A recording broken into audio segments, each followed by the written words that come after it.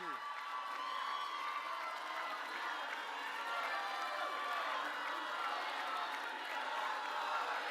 Thank you, thank you.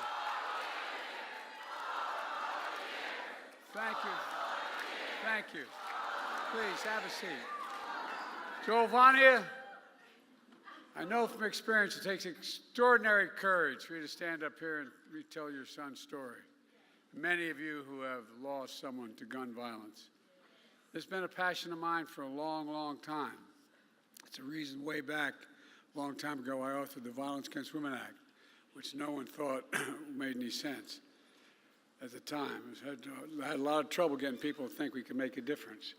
But the fact of the matter is, I remember well when you first started it with me, this extraordinary courage. You know, through your words, you help ensure that your son and all the victims of gun violence are not forgotten. They didn't die in vain. Through your love, you help prevent the next tragedy that saves lives. And through your actions, you remember us will never let go of one thing that we must never, never lose. And I mean this. I know it's hard because I've gotten those phone calls too saying I lost a son, a daughter, a wife. I know what it's like. But guess what? Never give up on hope. Hope, hope, hope.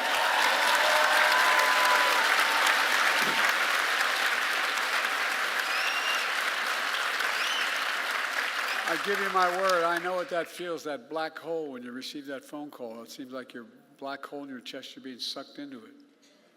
Just showing up here with all the work you've done takes some courage because it reminds you of the moment you got that phone call.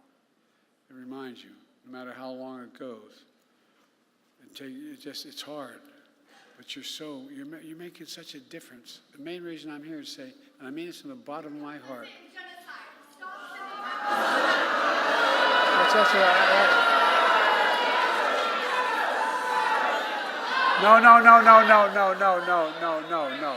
No.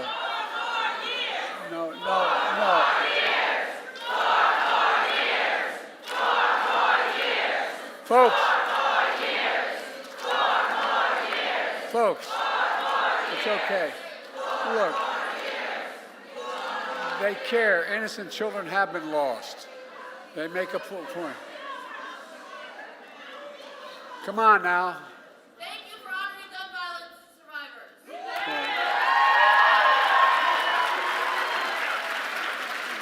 Folks, to Everytown and all the leaders and advocates here today, I want to thank you for the dedication to this vital issue you've shown. And to all the survivors, veterans, families, moms who have turned their pain and your purpose into the loss and you're determined to not focus on your anger, but on what you can do. Look, folks, you've helped power a movement that is turning this cause into reality, especially young people who demanded our nation do better to protect us all, who protested, who organized, who voted, who ran for office, and yes, who marched for their lives. From my perspective, today is about celebrating you. You're the reason I'm so optimistic about the future of our country, and I mean that. In 2 weeks, we'll mark the 2nd anniversary of the Bipartisan Safer Communities Act.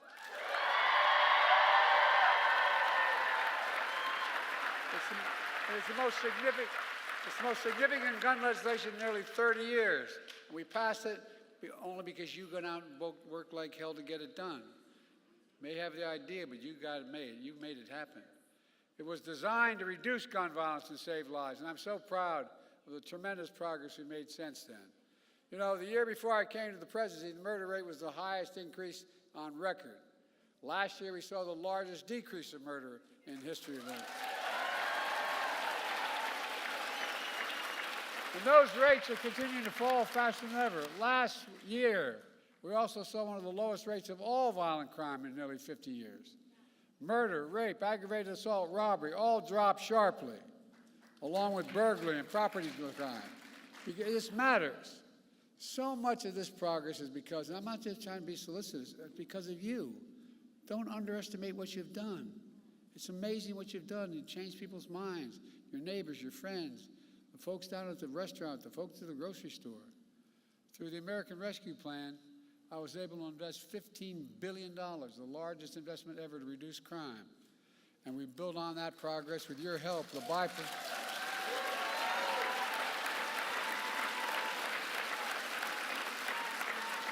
Through the Bipartisan Safer Communities Act. And here's how. First, the Act's helping reduce community violence and domestic violence. It invests $250 million in violence intervention programs all across the country. People are now, my daughter's a social worker working with violence against women. What people don't realize is these things matter. They change attitudes. We've already funded nearly 80 programs and counting. We also make gun trafficking and straw purchasing a federal crime for the first time, giving prosecutors a legal tool to charge traffickers and hold them accountable for the more severe penalties that are available.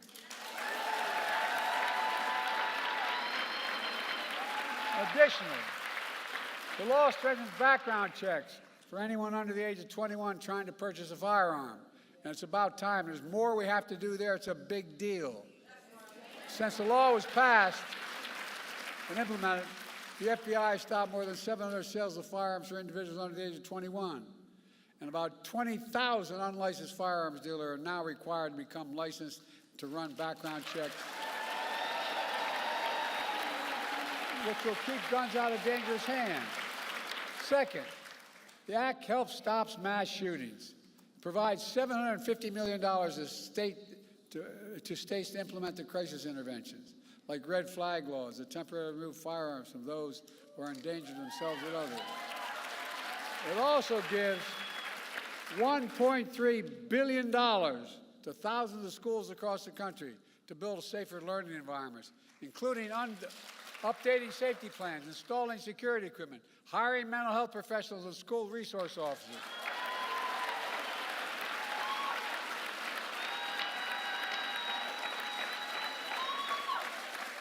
I'm married to a full-time teacher, I get it. As well as violent intervention teams. Folks, look. Third, the Act invests over $1 billion, the largest one-time investment ever in youth mental health in our schools.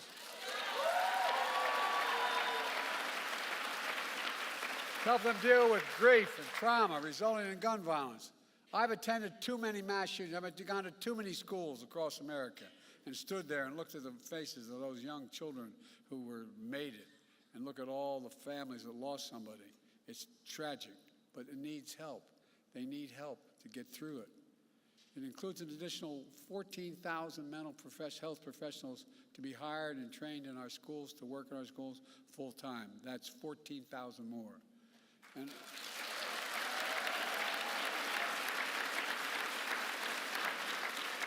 And over 170,000 Americans across the country have been trained to identify when someone is having a mental health crisis, connect them to the help they need. By the way, one of the reasons I wrote the latest veterans bill was because more veterans and more active duty personnel are dying of suicide than any combat zone. It matters. And folks, this historic law is already saving lives, but there's still so much more to do to maximize the benefits of the Bipartisan Safer Communities Act. That's why last September, I established the first ever White House Office of Gun Violence Prevention.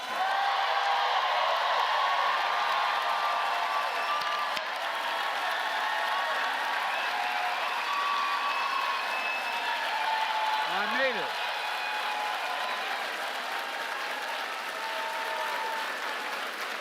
We got first-rate professionals there and overseen by my incredible vice president.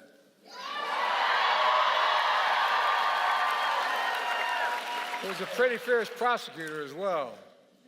To drive and coordinate government in a nationwide effort to reduce gun violence in America. That's why we did it, and to send a clear message about how important this issue is to me, to you, and to the entire country. Folks,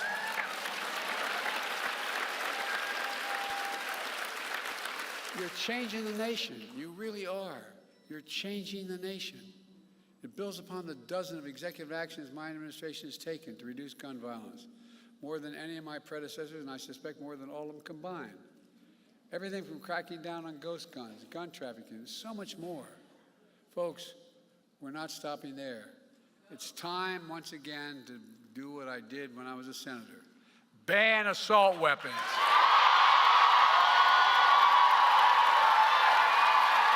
I mean it.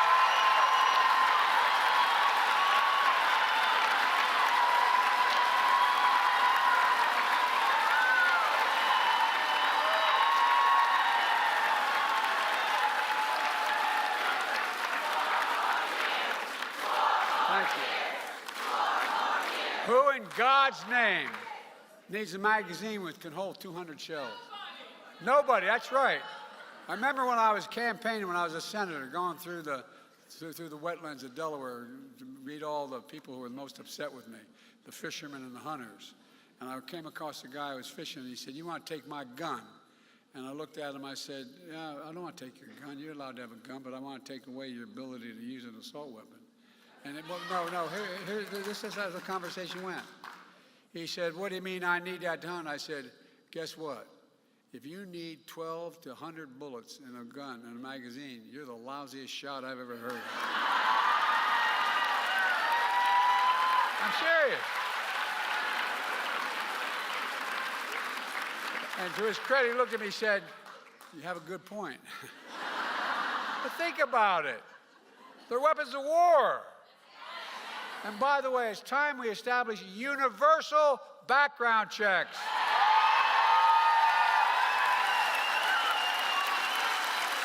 And by the way, and require the safe storage of firearms. We should hold families responsible if they don't provide those locks on those guns. If in fact, because 3 of these major crime scenes I've visited were ones where the mother or father left the stuff out on the desk, left it out on the table, and the kid came and used it. And by the way, this is most important. The only industry in America that has immunity are gun dealers. We got to end it. End it now. No, I mean it.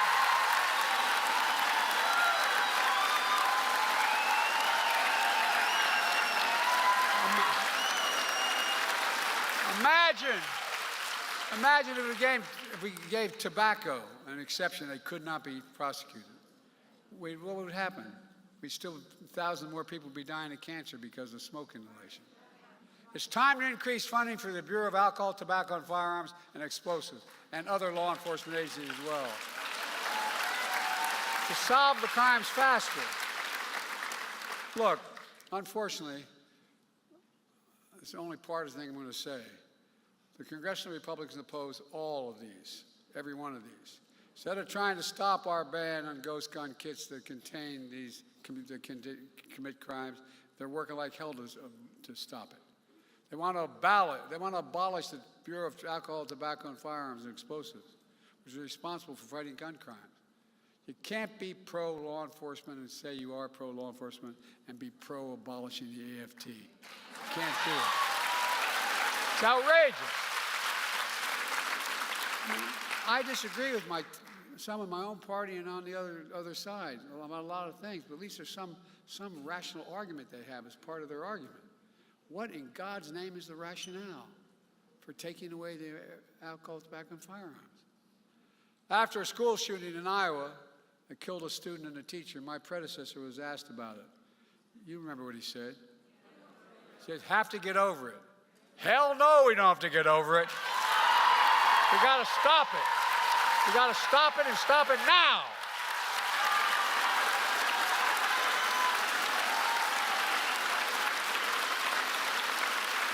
More children are killed in America by guns than cancer and car accidents combined. My predecessor told the NRA convention recently, he's proud that, quote, "I did nothing on guns when I was president. And by doing nothing, he made the situation considerably worse." That's why Everytown, why this summit, why all of you here today are so damn important. We need you. We need you to overcome the unrelenting opposition of the gun lobby, gun manufacturers, so many politicians when they oppose common sense gun legislation. I used to be when I was no longer the vice president, I became a professor at the University of Pennsylvania. Before that, I taught a constitutional law class, and so I taught the Second Amendment. There's never been a time that says you can own anything you want. You couldn't own a cannon during the Civil War.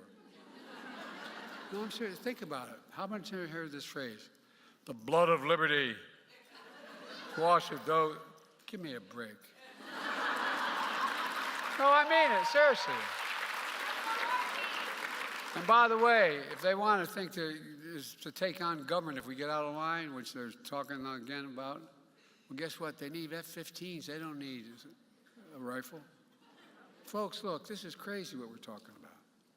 Because whether we're Democrats or Republicans, we want our families to be safe. We all want to drop them off at a house of worship, a mall, a movie theater, a school, without worrying it's the last time I'm going to get to see them. We all want. We all want our kids to have the freedom to learn how to read and write in schools instead of learn how to duck and cover, for God's sake. And above all,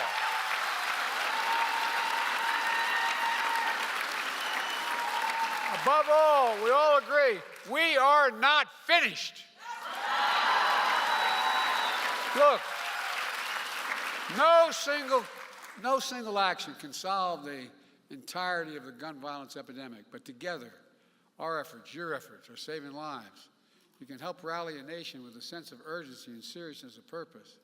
You're changing the culture. And we've proven we can do more than just thoughts and prayers. Just more than thoughts and prayers. You're changing politics.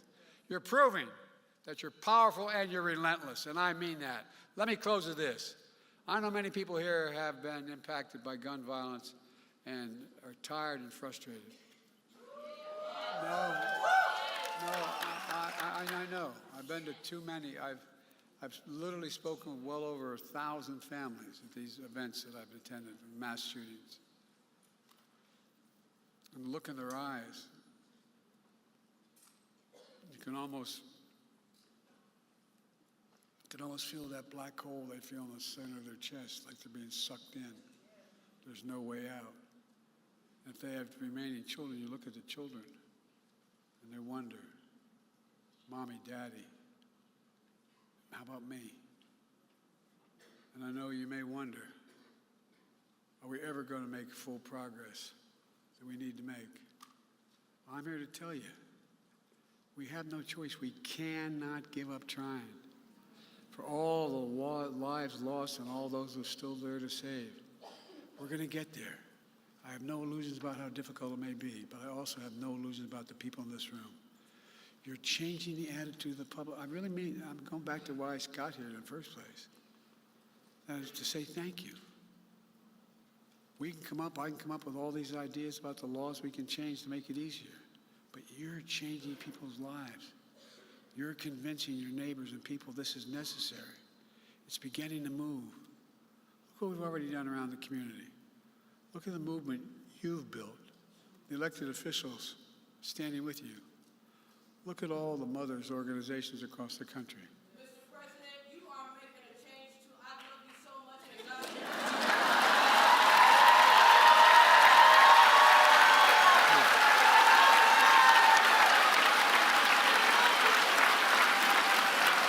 Look, when there's a crisis, half what people affected by a crisis have to know is anybody listening? Do you hear me? Do they hear what we're saying? Listen to the young people who are speaking out. That's the power of the memory of your loved ones. That's the power of this movement. That's the power of America. We just have to keep going and keep the faith. Remember who we are. We are the United States of America, and there's nothing beyond our capacity when we act and do it together. So God bless you all, and may God protect your truth. Thank you, thank you, thank you.